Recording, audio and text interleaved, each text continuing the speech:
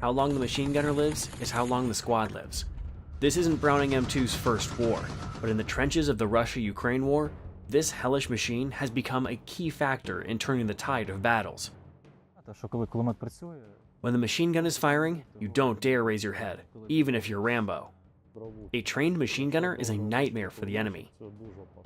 So why does this 90-year-old American machine gun remain the best in the world? Well, Ukrainian soldiers have some answers for you. This gun only jams under two conditions: if it's filthy and unlubricated, or if it's completely worn out. The Browning M2 can take out Soviet-era armor used by the Russians. It's an incredibly powerful weapon. When this baby gets going, it's terrifying. But seeing is believing, right? These guys know what they're talking about. The American machine gun saved their lives when they found themselves in a tight spot. One morning, a radio call came through. 2 Russian BMPs packed with assault troops were headed straight for their position. The Ukrainian soldiers' position was considered impenetrable, but that morning it was still dark and thick fog blanketed the area. To make things worse, the blanket covering the Browning M2 had frozen solid to the metal. Luck seemed to be on the Russian side, but only for a moment. The machine gunner managed to rip off the frozen cover and then opened fire into the darkness. I was aiming based on sound and instinct, the soldier shared. The rest, as they say, is history. It's worth mentioning that the Browning M2 roars louder than thunder. At 150 decibels, this beast can disorient anyone without proper protection. That's why hearing protection is essential when firing it. But in combat, as we've seen, that's not always an option. As the Russian BMPs crept closer, the machine gunner could see their silhouettes, illuminated by the sparks flying off the impacts. The vehicle sputtered to a halt. Assault troops began jumping out and running. They shouted over the radio, "Reload, they're running!" The attack was repelled, and thanks to the Browning M2, the defenders came out on top. Importantly, despite the intense use, the machine gun never jammed. This weapon is unbelievably reliable. For infantry holding the line in trenches, the Browning M2 is the last hope. When bad weather grounds FPV drones, or poor visibility renders anti-tank systems useless, the sheer storm of hundreds of 12.7mm rounds can stop any light armored vehicle in its tracks. But have you seen what happens when a BMP catches fire and then explodes? The secret lies in the 12.7 by 99mm ammunition, and we're about to reveal it. One of the Browning M2's greatest strengths is the wide range of ammunition it can use. It was long believed that Ukraine was supplied with only 2 types of rounds for this weapon, but it turns out there are at least 12, like the Apostles. So, the Browning M2 and its 12 Apostles. Look closely. Each type is marked with a different color tip, but one of these Apostles is truly extraordinary and extremely rare. Enter the Mark 211 Raufoss round. This ammunition features an armor-piercing tungsten core and an incendiary compound inside. Upon penetrating the armor, the round detonates, spreading the incendiary material inside. Typically, only artillery systems use such destructive ammunition, and those are in much larger calibers. The Mark 211, however, delivers the destructive power of a 20mm cannon shell right out of a machine gun.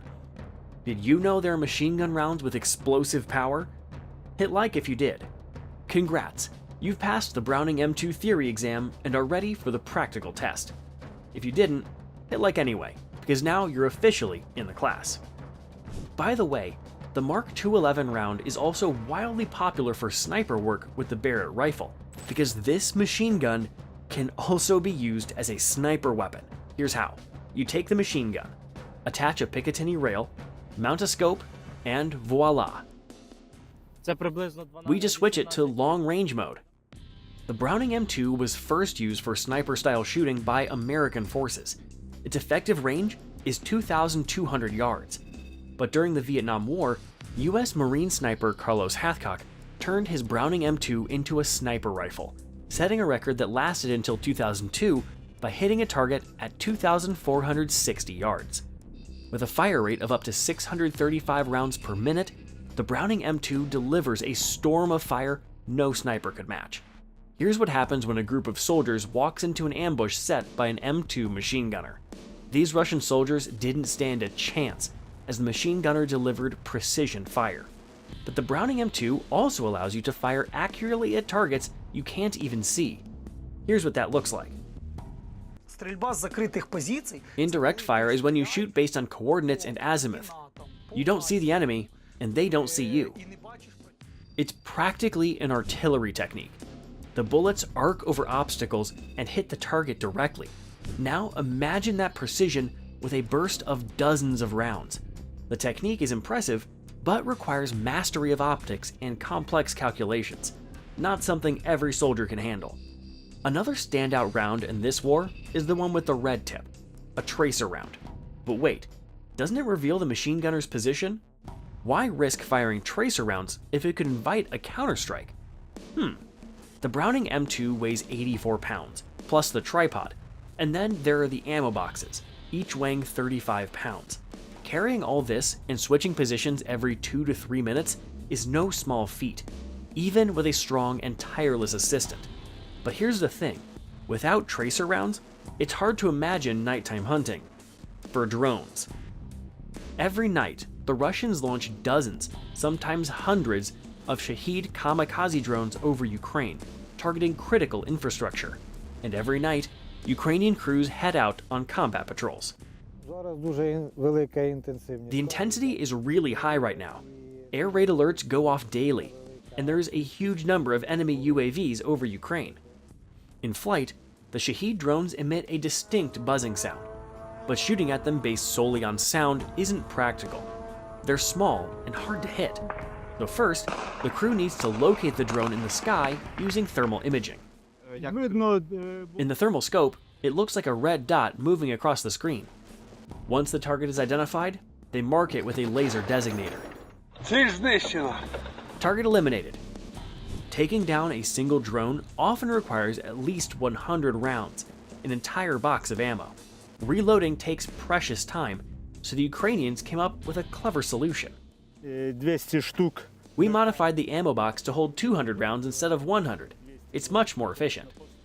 The crew typically arrives at the position in a vehicle, with the Browning M2 mounted on a tripod. In the turret?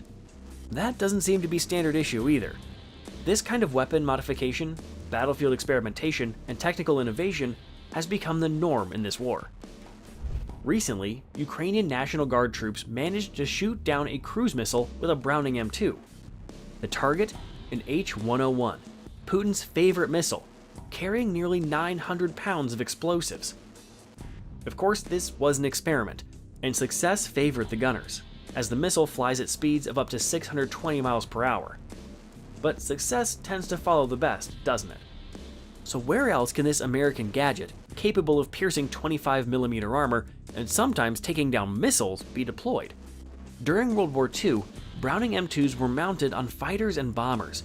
The Boeing B-17 Flying Fortress carried 13 M2s, while the record holder, Douglas A-26, could pack up to 14. But this war takes versatility to another level. The Browning M2 can be mounted on virtually anything, even dune buggies. Now take a look at this footage from an operation carried out by Ukraine's main intelligence directorate, HER. Russia was using this oil platform for military purposes, outfitting it with radar equipment to monitor the sea and airspace. That had to be addressed. 14 Sea Force assault boats, each equipped with Browning M2 machine guns, stormed the target. Imagine 14 machine guns firing simultaneously. It's like a high-speed cavalry charge. Subscribe to our channel if you agree. By the way, this mission was deemed a success, despite Russian claims that the Ukrainian attack was drenched in blood. But as we say, seeing is believing. Browning M2s are also mounted on Island-class patrol boats and Navy 18 WP-class boats, supplied to Ukraine by the US and Estonia. It's not unlikely that we'll soon see the iconic Browning M2 machine gun mounted on Ukraine's famous naval drones. After all, Ukrainians recently equipped the robotic ground system droid TW-12.7 with this heavy hitter. This gadget can cover 9 miles and unleash a storm of suppressive fire on enemy positions while clearing the way for assault troops to land. It comes loaded with a 300-round ammunition capacity. For perspective, that's roughly the same amount of ammo carried by an assault trooper armed with a Kalashnikov or an assault rifle. However, the Browning M2 fires 50 caliber 12.7mm rounds, giving it the firepower to take out lightly armored vehicles with ease. It's hard to imagine a modern infantry fighting vehicle, IFV, or armored personnel carrier, APC, without a Browning M2 on board. Recognize this 14-ton beast?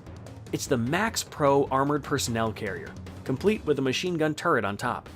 You might think being a machine gunner on an APC is easier. No heavy lifting for the gun or ammo.